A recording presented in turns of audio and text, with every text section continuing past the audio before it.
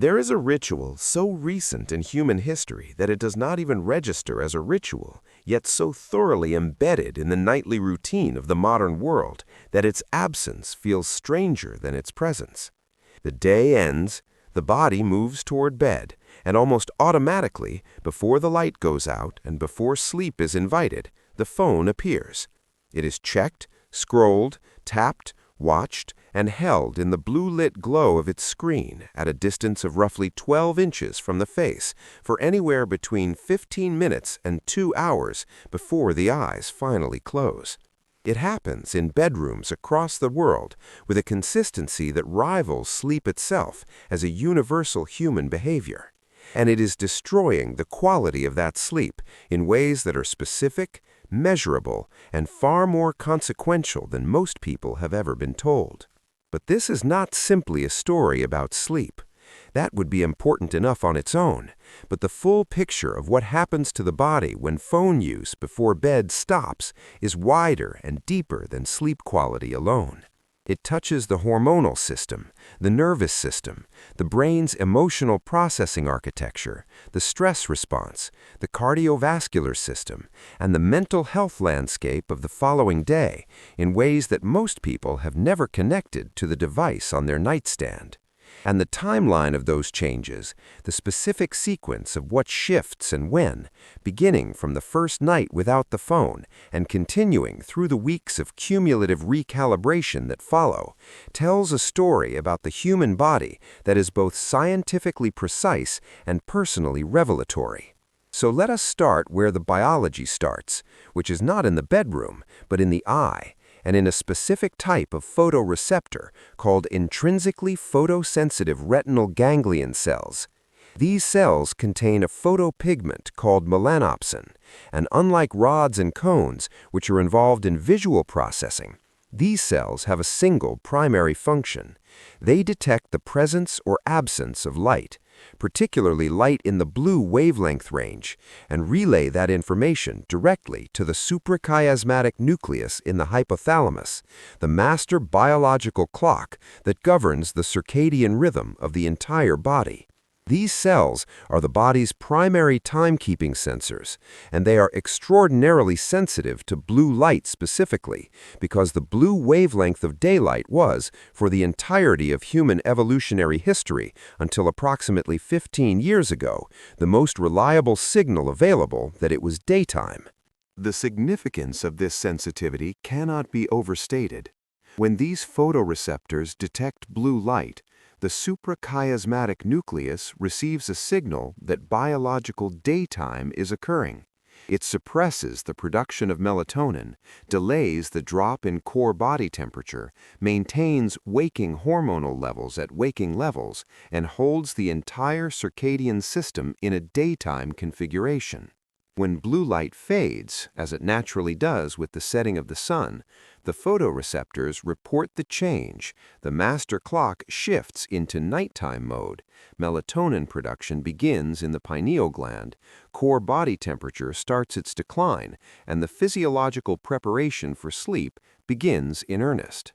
The screen of a smartphone emits light that is disproportionately concentrated in precisely the blue wavelength range that these photoreceptors are most sensitive to. And it emits it from a distance of approximately 12 inches from the face, directed straight at the eyes for extended periods in the exact hours when the biological clock is trying to execute its transition into nighttime mode. The melanopsin cells in the retina cannot distinguish between the blue light of a smartphone screen and the blue light of midday sun. They report both as evidence that it is daytime. The suprachiasmatic nucleus responds accordingly, suppressing melatonin, maintaining waking hormonal levels, and delaying the entire cascade of physiological changes that prepare the body for restorative sleep. Research has quantified this effect with precision. 2 hours of evening smartphone use can delay melatonin onset by an average of 90 minutes or more. This is not a subtle adjustment at the margins of sleep timing. It is a dramatic biological delay with consequences that ripple through the entire architecture of the night. On the first night without the phone before bed, assuming the room is otherwise dark or lit with warm, low blue light, the melatonin system is able to begin its cycle without interference for the first time in however long the phone habit has been established. This change is felt even on the first night, though its full effects accumulate over days. Melatonin begins rising at its biologically appropriate time, rather than the artificially delayed time that phone use had imposed. The drop in core body temperature that supports the transition into deep sleep occurs earlier and more smoothly. The nervous system, which the stimulating content of phone use, the notifications, the social comparisons, the news, the dopamine cycling of social media, had been keeping in a mild state of activation, begins to wind down without the artificial maintenance of that activation. Sleep onset on the first phone-free night is typically faster than usual for habitual bedtime phone users, sometimes dramatically so. People who had come to accept that they needed 30 to 45 minutes to fall asleep after putting down the phone discover that without the phone-induced melatonin suppression and nervous system activation, the body moves toward sleep with a naturalness and speed that feels almost unfamiliar. The biological machinery for sleep onset was always present and always capable. It was simply being blocked. But the more important changes happen not at the moment of falling asleep, but in the structure of sleep that follows. Deep, slow-wave sleep, the most physically restorative phase, is concentrated in the first sleep cycles of the night and is most abundant and most deep when sleep begins at the biologically appropriate time, aligned with the melatonin peak and the nadir of core body temperature. When phone use stops before bed and sleep timing realigns with the biological clock over the first several days, the sleep architecture improves not just in duration, but in depth and phase alignment. The slow-wave sleep of the first half of the night becomes deeper. Growth hormone release, which is tightly coupled to slow-wave sleep and occurs in its largest pulse during the first deep sleep cycle, increases. Physical tissue repair, immune cell production, and the cellular maintenance that growth hormone drives all improve. The REM sleep of the second half of the night becomes more complete and more sustained. Emotional processing, memory consolidation, and the neurological maintenance that REM performs all benefit. The person who stops using their phone before bed is not just sleeping longer in a simple quantitative sense. They are sleeping differently in a structural sense that affects the quality of every biological process the night is supposed to perform. By the second and third night, the changes in how the person feels upon waking begin to become noticeable. There is a quality to the morning that is different from the phone-era mornings, and it is most accurately described not as feeling more rested, though that is part of it, but as feeling more genuinely present. The brain fog, the slow cognitive startup, the feeling of having to drag the mind into function that characterizes many people's mornings after years of phone-disrupted sleep begins to lift. This is partly the consequence of better sleep architecture, but it is also the consequence of something specific that happens in the brain during properly structured REM sleep that was being routinely abbreviated. REM sleep performs what sleep researchers describe as overnight emotional therapy, a process during which the emotional charge of the day's experiences is processed, contextualized, and regulated. Experiences that felt threatening or distressing when they occurred are reviewed during REM in a neurochemical environment deliberately low in norepinephrine, the stress-related neurotransmitter, allowing them to be stored as memories without retaining the full emotional intensity of the original experience. When REM sleep is truncated by phone-induced sleep disruption, this processing is incomplete. The person wakes carrying more unresolved emotional residue from the previous day than fully processed REM sleep would have left them with. Over weeks and months of phone-disrupted sleep, this accumulating emotional residue contributes to the chronic low-grade anxiety, irritability, and emotional reactivity that many people have normalized as simply how they are. When phone use before bed stops and REM sleep becomes more complete over the following nights, the emotional landscape of the following mornings changes. The reactivity softens, the resilience improves.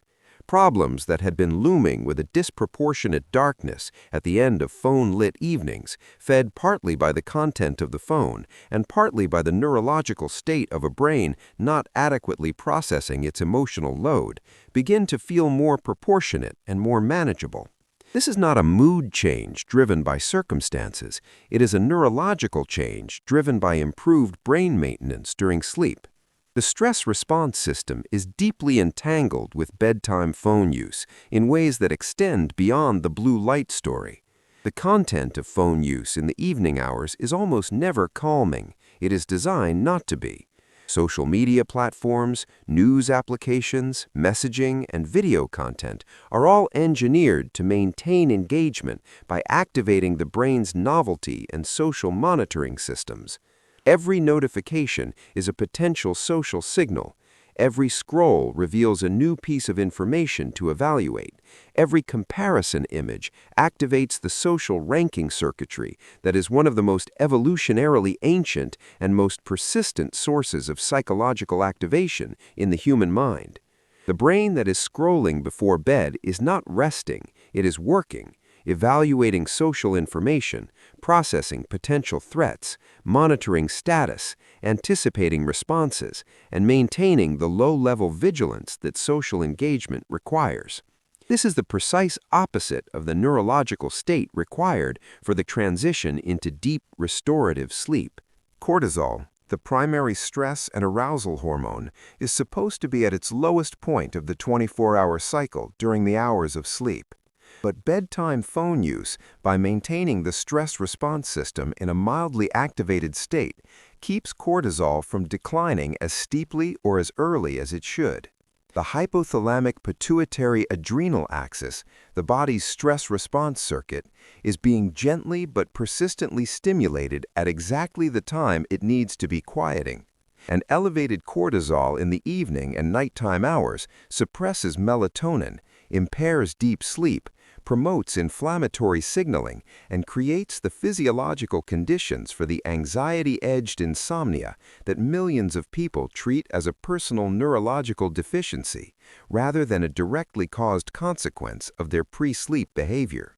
When phone use stops before bed, the brain's social monitoring system is no longer being activated in the hours before sleep. The stress response circuit is no longer receiving the gentle but continuous stimulation of digital social information. Cortisol can decline along its intended evening trajectory. The nervous system can complete the shift from sympathetic activation, the alert, responsive state of engagement, to parasympathetic dominance, the rest and digest mode that supports the physiological changes of sleep. Heart rate variability, a measure of the cardiovascular system's flexibility and its autonomic nervous system balance, improves in the hours before sleep when the phone is absent. The heart itself is moving toward the slower, more variable, more relaxed rhythm that characterizes healthy pre-sleep physiology rather than being held in the slightly elevated, slightly rigid rhythm of ongoing mild activation.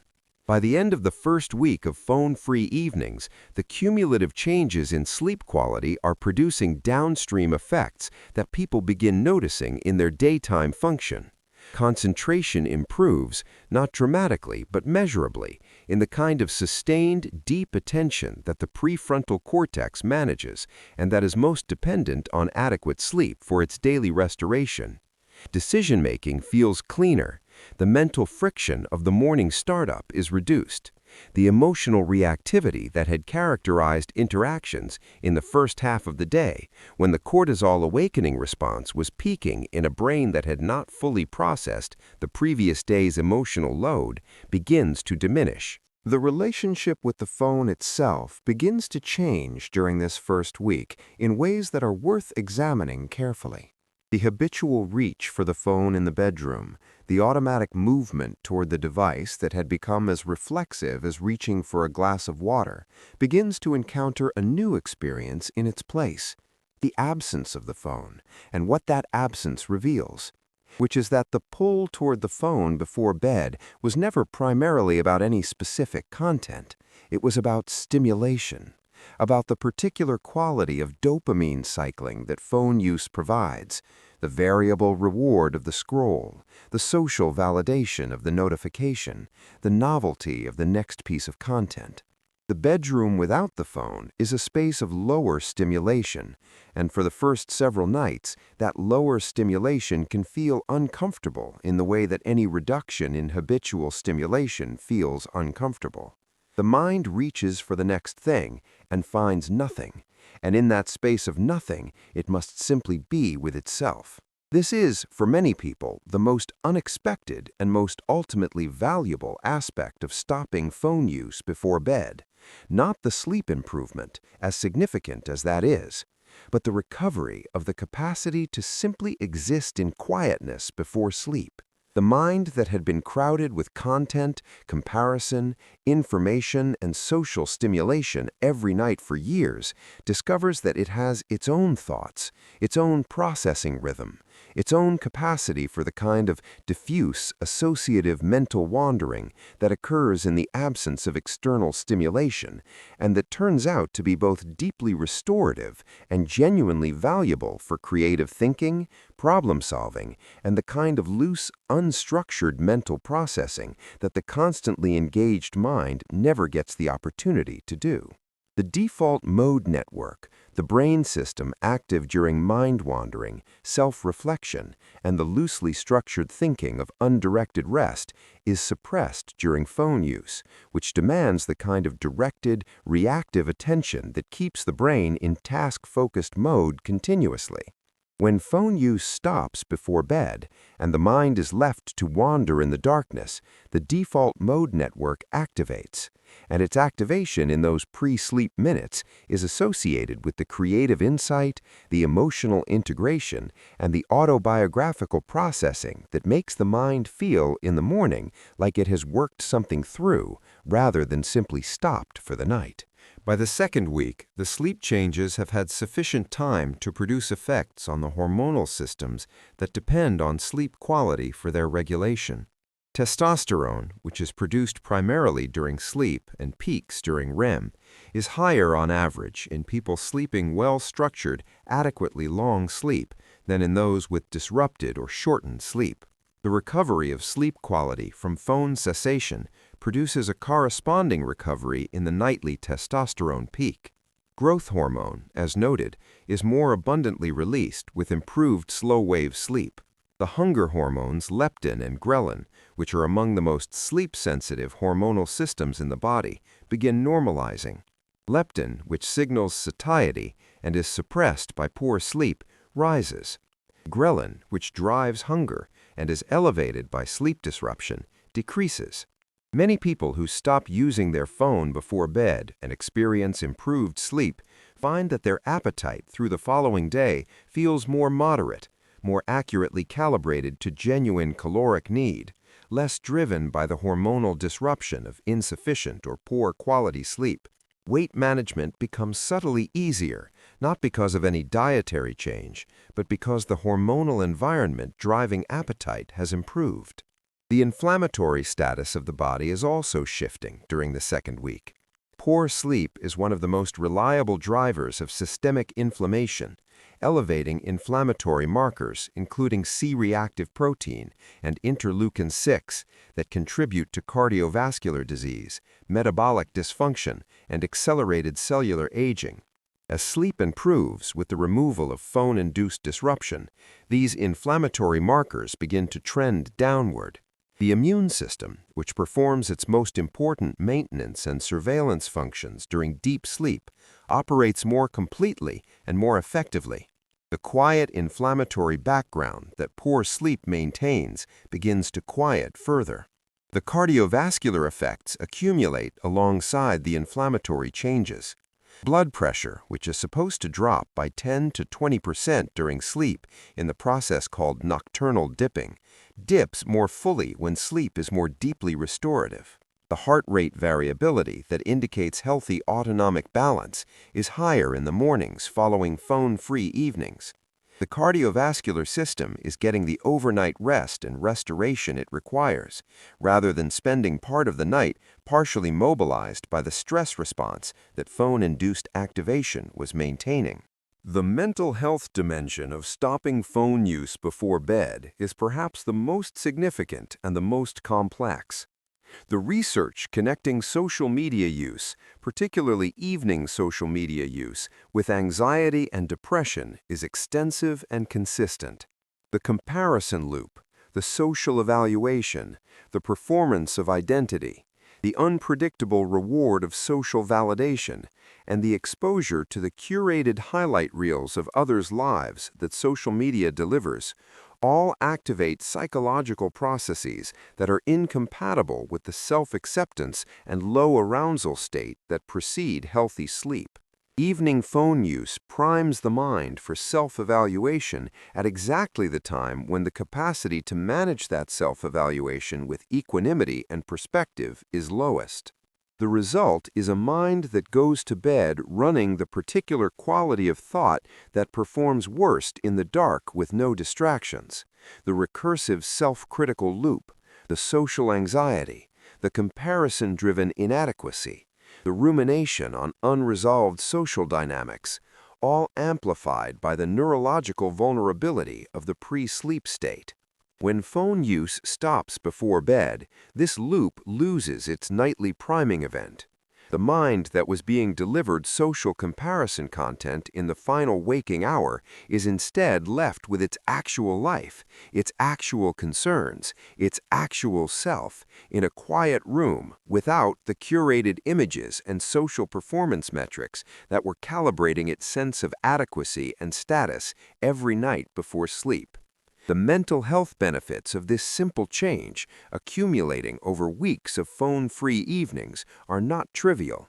They are among the most consistently reported and most subjectively significant changes that people describe when they make this shift. The anxiety that was present every night at bedtime, fed by the content of the phone and a neurological state that content maintained, begins to lose its reliable evening appointment.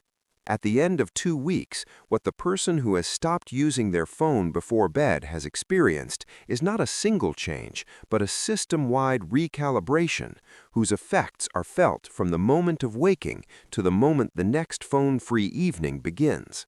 The sleep is deeper and more complete. The mornings are clearer and less effortful. The emotional regulation through the day is more stable and more resilient. The stress response is less reactive. The hormonal environment of appetite and metabolism is better balanced. The inflammatory load is lower. The cardiovascular system is getting its nightly restoration. The mind is quieter in the evenings and more genuinely rested in the mornings. None of this required a supplement or a protocol or an expensive intervention. It required the removal of something, the phone, from a specific context, the hour before bed, in which its presence was costing more than almost anyone who keeps it there has ever fully understood. The bedroom existed before the smartphone, and the biology that sleep serves is millions of years older than the device that is disrupting it. The body knows exactly what to do in a dark, quiet room at the end of the day. It has been doing it for the entirety of human existence. It just needs the phone to stop pretending to be the sun.